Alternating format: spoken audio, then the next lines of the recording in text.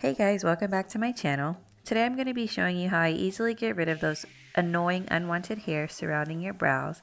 I'll also show you my brow regimen when filling in and shaping my brows and going into a deeper look with the products and techniques that I use. So if you're interested, keep on watching.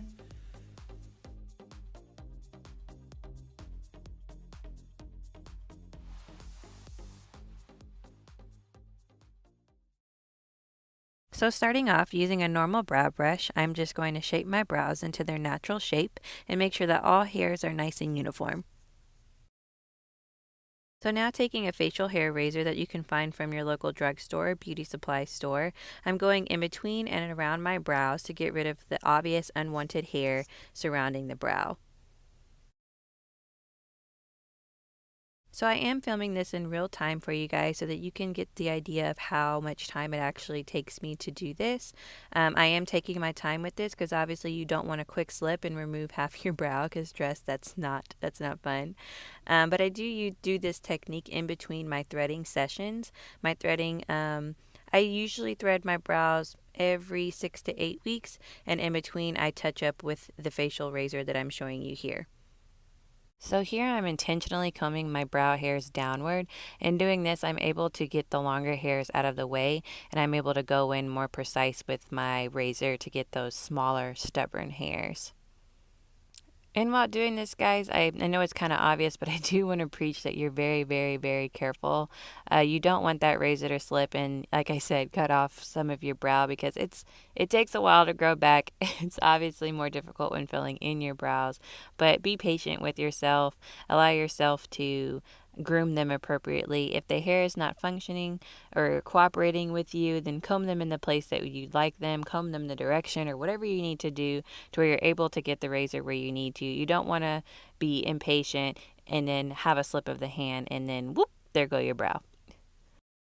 Also, you'll occasionally see me, stop and kind of look from afar at my brow, just because when you're zooming in with like the magnified part of your mirror, you're getting a small surface area versus when you flipping that mirror around and getting the full perspective of your face, you're able to see your brows at a grander scale, which gives you a better position of what you need to do with your brow. You don't want to focus too much because when you do that, you may overarch or over thin the brow. So just make sure you're taking a step back occasionally. Like I said, brushing the brows into place and taking a grander look so that you're able to get and achieve the shape that you would like.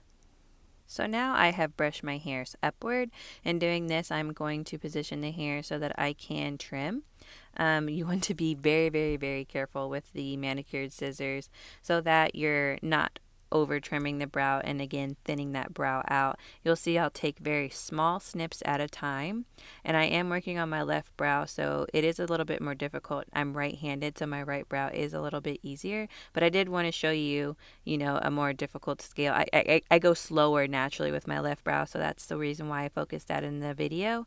But again, you'll see that I'm doing smaller snips and moving down the brow, not taking it in one giant snip because, right, when you do that, you have little room for error. So do smaller snips. Again, brush those hairs in place before snipping to make sure, it's where you want. Because once you snip, it's gone. So here I've just fast forwarded through this part because I'm just repeating those steps that I've already shown you and just getting any small hairs or anything that I may have missed with my initial round, and just chiseling out the brow a little bit more while also taking a step back, looking at my brow shape in comparison to my face shape. Alrighty, so I think we're about done. So here I'm going to go ahead and proceed to filling in my brow.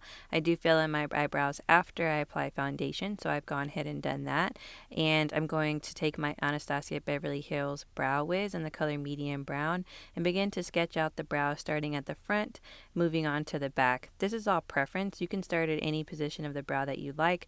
I like to focus in on the front and then kind of work my way to the back. Again, I'm using very small sketches. I don't want any harsh lines with the brow. I don't want to look like I've gone in with a brown permanent marker and sketched on 2 lines above my eye. So I'm using very small sketch strokes to make the brow appear as natural as possible.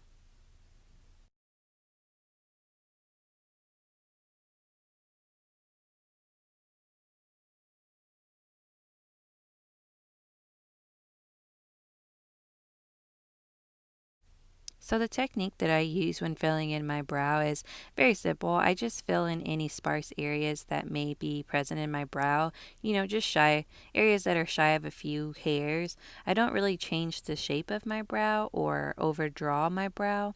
I just go in with a pencil, like I said, with light strokes and just get in any of those, sparse areas and just continue to enhance the shape that's already present with my brow. So with everyday brows, this is the final step prior to applying a brow gel. But since this makeup look that I was doing today, and I wanted to give you an example of what I do when I have a more dramatic face, I'm over defining the brow just a little bit more with just filling in, again, the sparse areas, not over shaping the brow, just filling in a little bit further with the Anastasia Beverly Hills Brow Definer pencil in the same color, medium brown. This just further enhances the color that the Brow Wiz already provides, just further darkening those brow hairs, and just gives you a little bit more drama to the face so that your brows don't, blend in comparison to the rest of your makeup. Since I was going to do a pretty dramatic eyeshadow look, I didn't want my brows to look, blah.